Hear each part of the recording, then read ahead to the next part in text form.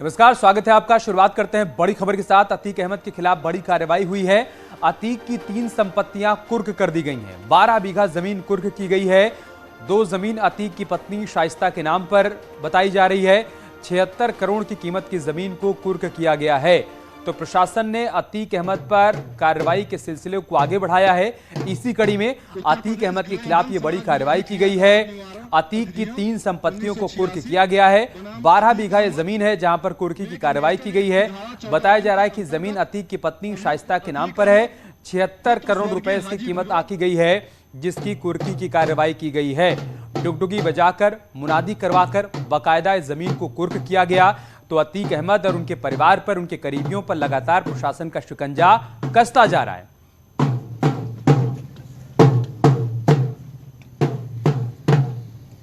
युक्त अतीक अहमद और उनकी पत्नी के नाम की कई संपत्तियों की जानकारी मिली, जो 3 जगहों पे थी, रहीमाबाद में और साहा में, अकबरपुर में।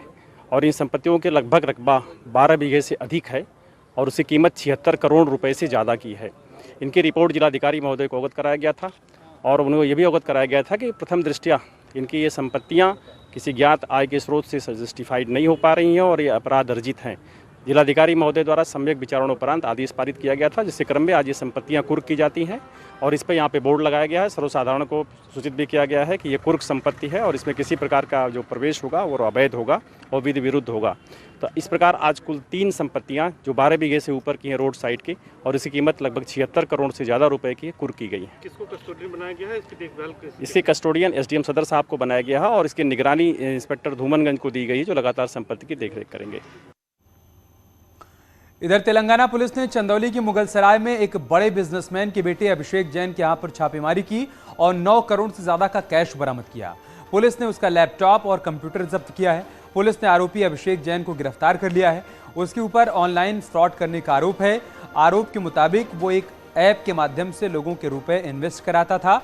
लोगों को झांसा देने के लिए वो राशि दोगुनी करने का प्रलोभन दिया करता था। उसने तेलंगाना के कई लोगों के साथ ठगी की थी, उनको ठगी का शिकार बनाया था। इस मामले में हैदराबाद के साइबर सेल में आरोपी के खिलाफ एक मुकदमा भी दर्ज किया गया था। इसके बाद तेलंगाना राज्य की पुलिस ने कार्रवाई की। इस मामले में पुलिस ने कन्हैया यादव नाम के एक और आरोपी को हिरासत में लिया है, उससे पूछताछ की जा रही है।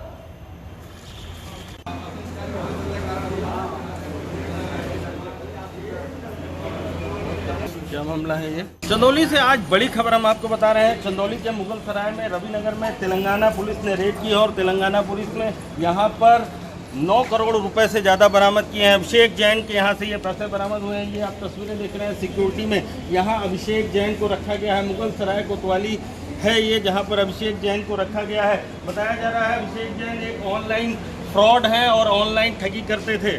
पुलिस के सूत्रों की माने करीब 9 करोड़ से ज़्यादा रुपए बरामद हुए हैं।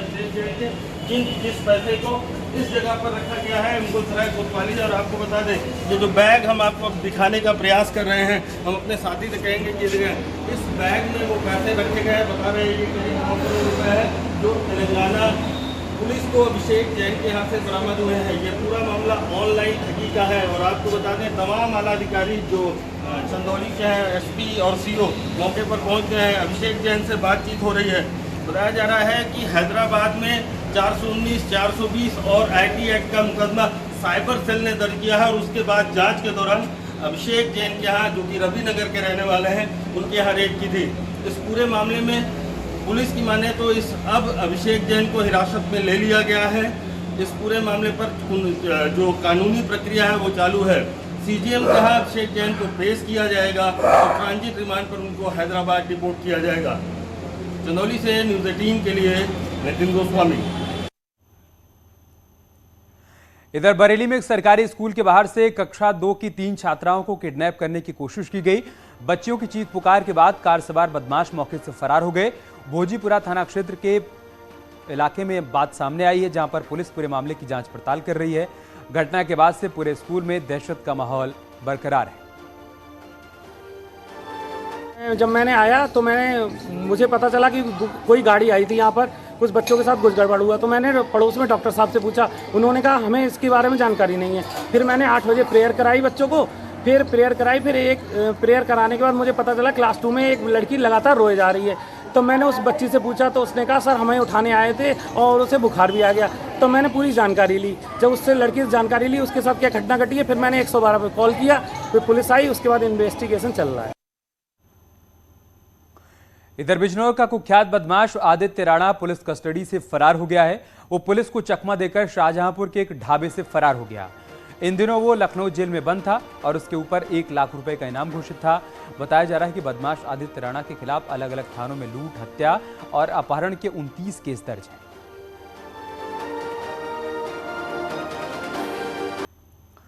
महाराजगंज के पनियारा थाना क्षेत्र में घर से बुलाकर मां बेटी पर धारदार हथियार से हमला करने का सनसनीखेज मामला सामने आया है।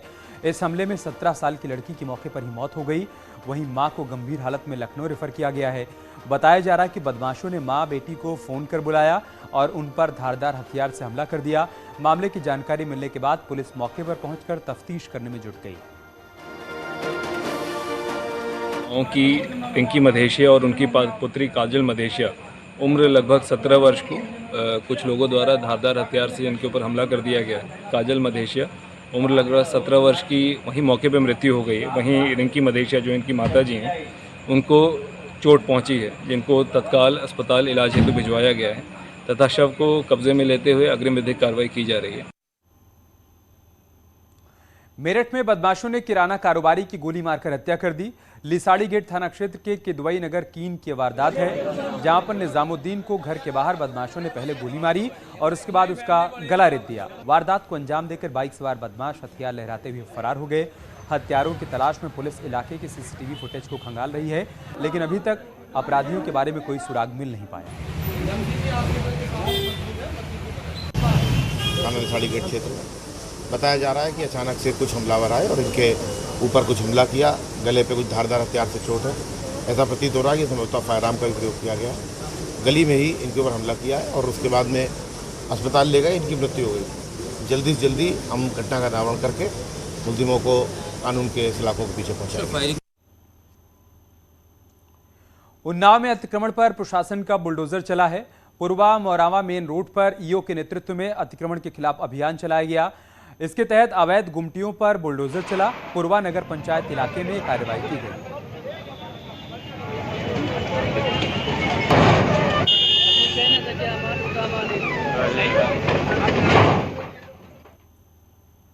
और झांसी में पुलिस की गौ तस्करों के साथ मुठभेड़ हो गई। इस मुठभेड़ में 25,000 का इनामी बदमाश घायल हो गया। रक्सा थाना क्षेत्र में मुठभेड़ हुई है। घायल बदमाश को इलाज के लिए मेडिकल कॉलेज में भर्ती करवाया गया। वाहन चेकिंग के दौरान गौ तस्करों को पुलिस के रोकने पर गौ तस्करों ने पुलिस टीम पर फायरिंग कर दी। इस पर पुलिस ने भी जवाबी फायरिंग की, जिसमें एक गौ तस्कर के पैर में गोली लगी।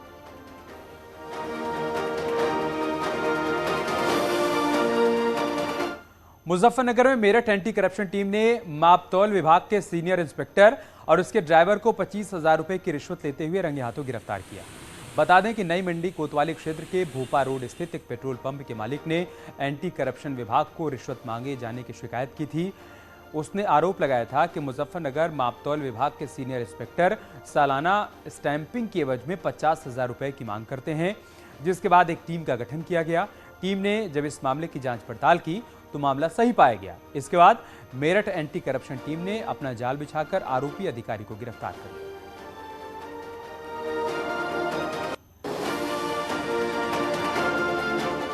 और अब खबर लखनऊ से, जहां पर ऐशबाग के चित्ताखेड़ा इलाके में 100 करोड़ की जमीन की गड़बड़ी का खुलासा हुआ है।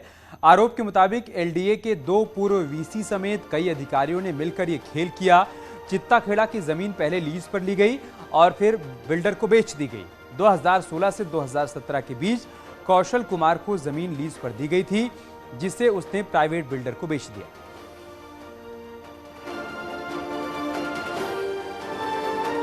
लखनऊ विकास प्राधिकरण में 100 करोड़ की जमीन का फर्जीवाड़ा सामने आया है। दरअसल इस पूरे मामले की जांच हुई तो ऐशबाग के चित्ताखेड़ा में जो जमीन थी उसकी जांच की गई और उसमें चौंकाने वाली बात ये सामने आई है कि जो लीज पर जमीन दी गई थी वो 30 साल की लीज पर महज 50,000 रुपए में जमीन दे दी गई और ये जमीन इंडस्ट्रियल एरिया में आती थी। और हैरानी की बात यह है कि इस जमीन 1,74,000 वर्ग फीट जमीन 100 करोड़ से ज्यादा की है, लेकिन इसे महज 50,000 रुपए की कीमत पर दे दिया गया। तमाम ऐसे लोग हैं हमारे साथ में मौजूद हैं जिनके यहाँ पर मकान बने हैं। अब इनके सामने समस्या यह है कि इनका मकान अब एलडीए ने खाली करने का नोटिस दे दिया है। पिछले 12 दिनों से देहरादून पुलिस को बॉबी कटारिया चकमा दे रहा है। देहरादून की सड़क पर वाहनों को रोककर खुलेआम शराब पीने वाला यूट्यूबर बॉबी कटारिया कहां है, पुलिस को कुछ पता नहीं है। जबकि दूसरी ओर कटारिया सोशल मीडिया पर लगातार अपनी और वीडियोस डाल रहा है। वहीं देहरादून पुलिस कटारिया के तमाम ठिकानों पर उसकी अरेस्टिंग को लेकर दबिश दे रही है। इसी बीच खबर आई है कि कटारिया ने कोर्ट में अपने सरेंडर होने की एप्लीकेशन डाली है, जिसके बाद पुलिस ने कोर्ट परिसर के बाहर कटारिया को गिरफ्तार करने का जाल बिछाया था, लेकिन बॉबी कटारिया कोर्ट में नहीं पहुंचा। ऐसे में पुलिस को फिर से कोर्ट परिसर के बाहर घंटों इंतजार के बाद खाली हाथ लौटना पड़ा और बुधवार को एक बार फिर से उम्मीद जताई जा रही है कि बॉबी कटारिया कोर्ट पहुंचेगा, जिस पर पुलिस कोर्ट में उपस्थित है। उधर एसपी सिटी ने बताया कि बॉबी कटारिया की अरेस्टिंग के प्रयास किए जा रहे हैं। संभावित ठिकानों पर टीमें भेजी गई हैं।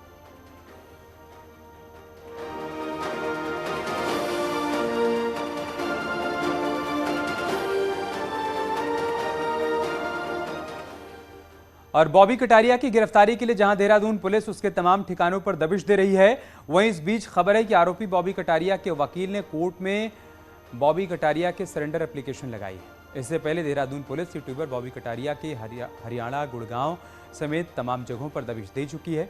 हालांकि फिलहाल बॉबी कटारिया अंडरग्राउंड है। ये माना जा रहा है कि बॉबी कटारिया पुलिस की गिरफ्तारी से बचने के लिए पहले ही कोर्ट में सरेंडर करना चाहता है। दरअसल यूट्यूबर बॉबी कटारिया पर सड़क पर खुलेआम बैठकर शराब पीने और आईटी एक्ट की धाराओं में देहरादून कैंट थाने में मुकदमा दर्ज हुआ है। 11 अगस्त को बॉबी कटारिया पर मुकदमा दर्ज हुआ था, जिसके बाद बॉबी कटारिया के खिलाफ अरेस्टिंग वारंट भी जारी हो चुका है। ये जितने भी उसके संभावित ठिकाने हैं जो हमारे संज्ञान में आ रहे हैं, विवेचना में आ रहे हैं, उन सभी जगह जो है टीमें भेजी जा रही हैं और प्रयास किए जा रहे हैं।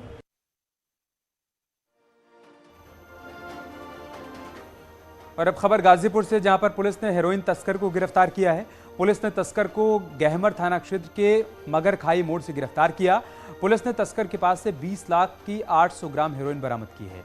पकड़ा गया तस्कर गाजीपुर के जमानिया क्षेत्र का रहने वाला है और इम्फाल से हेरोइन लाकर बलिया, गाजीपुर में बेचा करता था।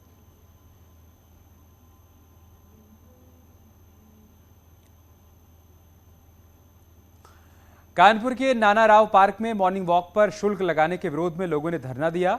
एसपी विधायक अमिताभ वाजपेयी के नेतृत्व में धरना दिया गया। इस मौके पर हस्ताक्षर अभियान भी चलाया गया, जिसमें सैकड़ों की तादाद में लोगों ने दस्तखत किए। बता दें कि नाना राव पार्क में 250 रुपये महीने शुल्क लगाया गया है।